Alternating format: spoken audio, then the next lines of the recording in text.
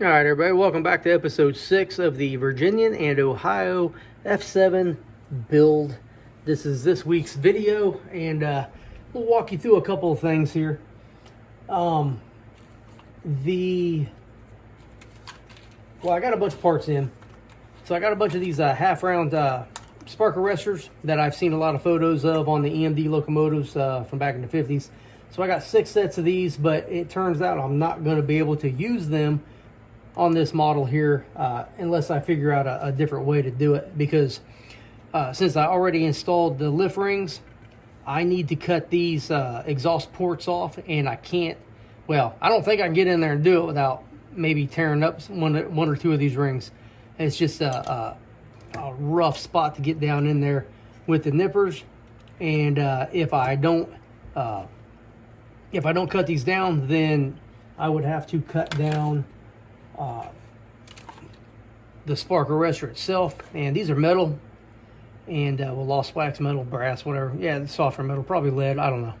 But I'd have to cut them down. I might be able to do that. I didn't think about doing that a minute ago. So I mean, maybe I could cut it about right there and glue them straight on the top. Maybe I'll try that. But I hate to experiment on something when, well, I guess what, we're going to experiment right now.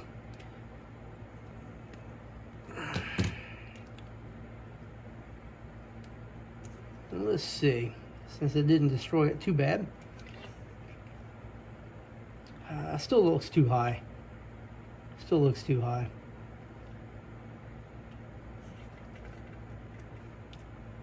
Yeah,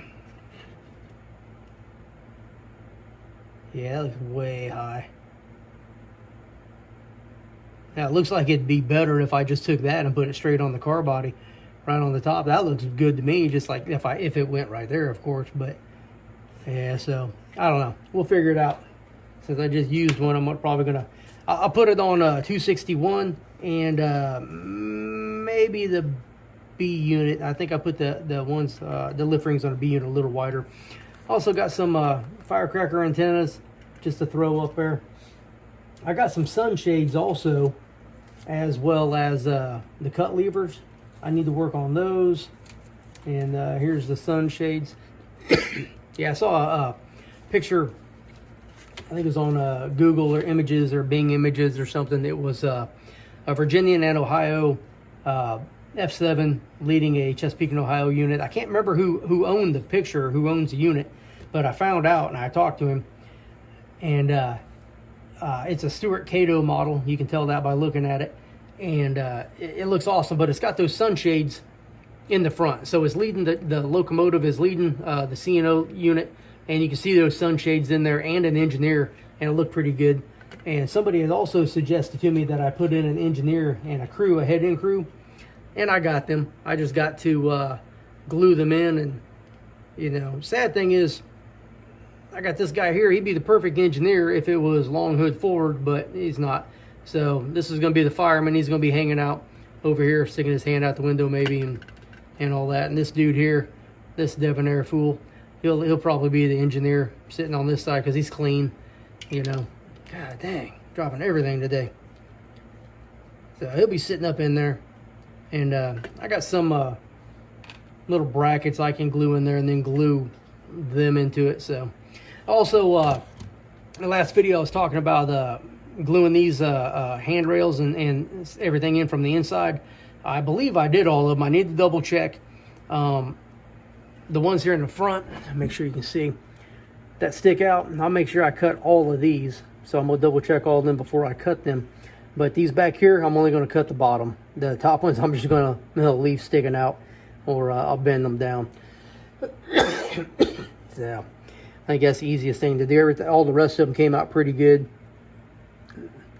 and everything. So also I got this headlight from a Virginian, or not a Virginian, a Southern Pacific Trainmaster.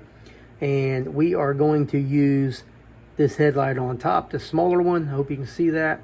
And it looks like a dual twin beam sealed headlight, so we're going to use that one instead of the stock headlight. And what we're going to do is, because I want to recess that in there just a little bit more than what it will fit, I'm going to take this 3/16 drill bit, and I'm just going to go through there manually, you know, just like that, and just enlarge that hole just a little bit, and then that headlight will, you know, slide in, and then you'll have to force it in, and you want it recessed from the bezel ring or whatever this is called on the very end. You want it recessed in there just a hair, maybe like a 32nd of an inch, and I don't know what that is in millimeters, but it's not very much. So, but that's what we're going to do today. Also, I've already cut out one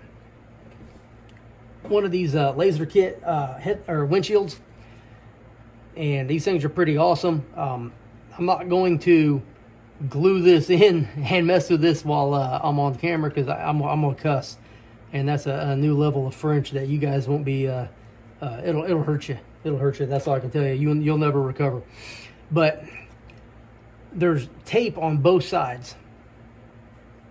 So what you have to do is use your hobby knife and pull the tape off just a little bit on the corner, and then grab your tweezers and then pull that off. Now, when I was doing this one a minute ago, it broke out, and that doesn't mean it really broke, but it just popped off because there's only one little piece right here that holds it in place. And when you're reading this, you got an F and an E, so this is the front. At least I assume this is the front. And yeah, this is the front.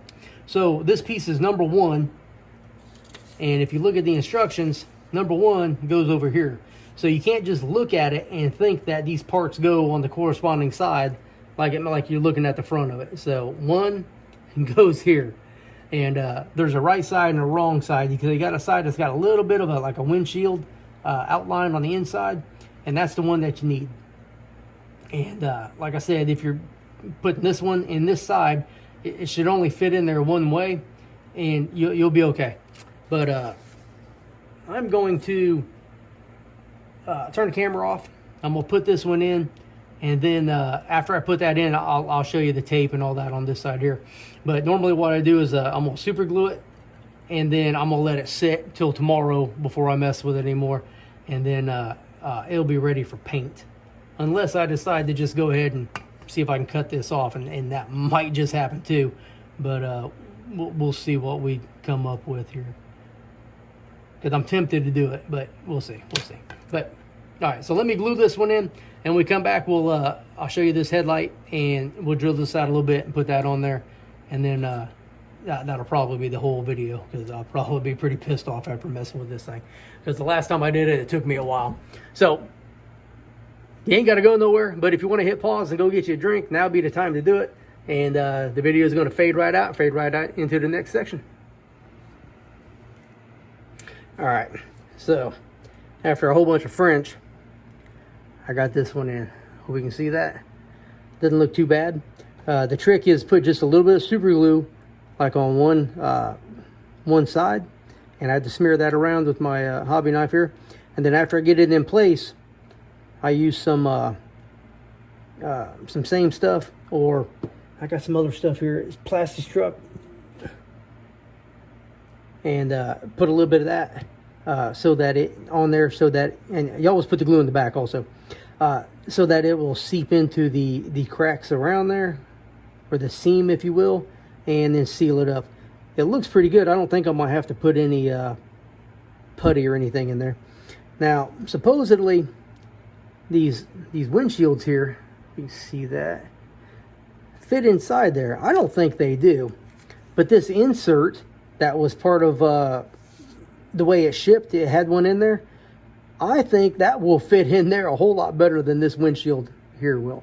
So I'm probably going to try to use one of these in the window versus one of these. I'm going to see how it works first. I'm going to compare the two, and then I'll let you know in the next video. Also, these windows for the sides of the cabs, these come apart, and this is a frame for the half of or the front half of this little triangle part of the window. If you grew up in the 70s and 80s, you remember those mirrors, or not mirrors, you remember those windows we had on our trucks where you can kind of like crank the window sideways.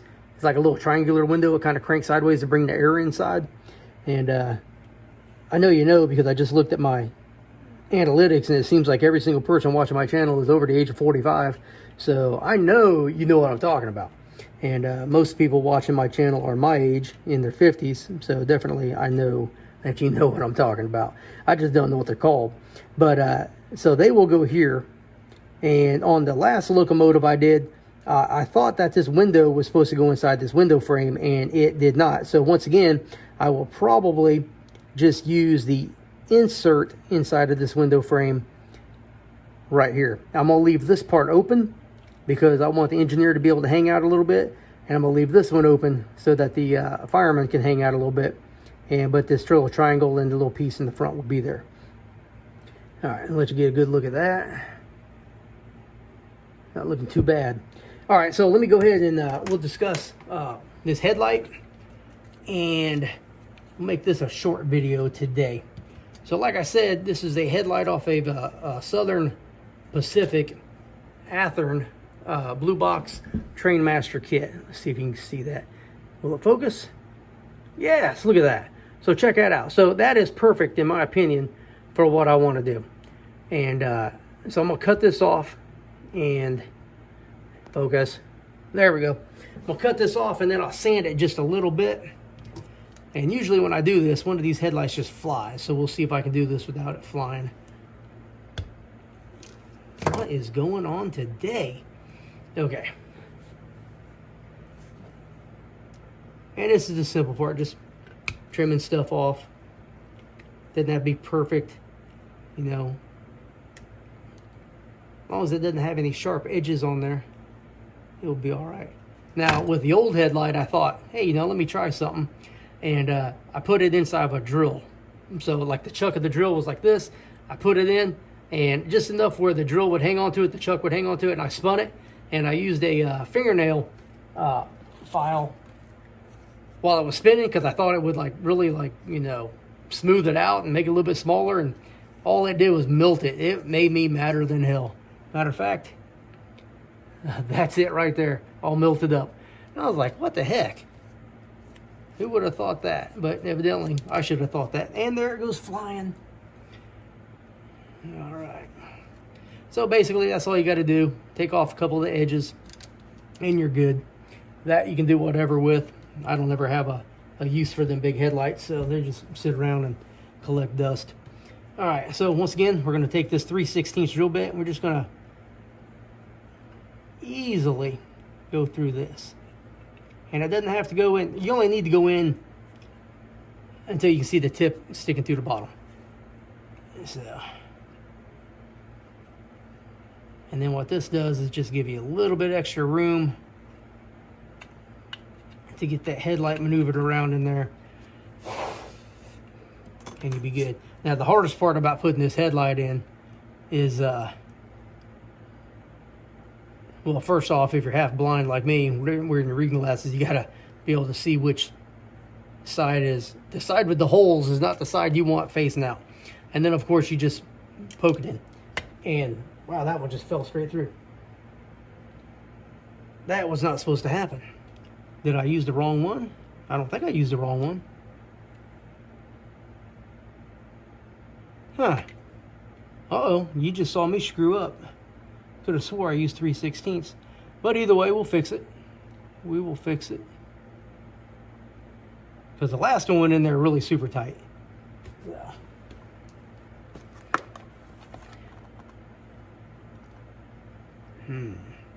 Unless it was 11/64. I don't know. It ain't no big deal. Little glue, little putty. It will work.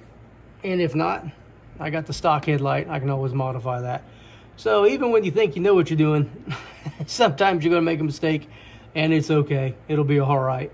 I didn't want to push it in there too far anyway, because it would, you know, get stuck. But it'll work. It ain't going to be that bad of a deal.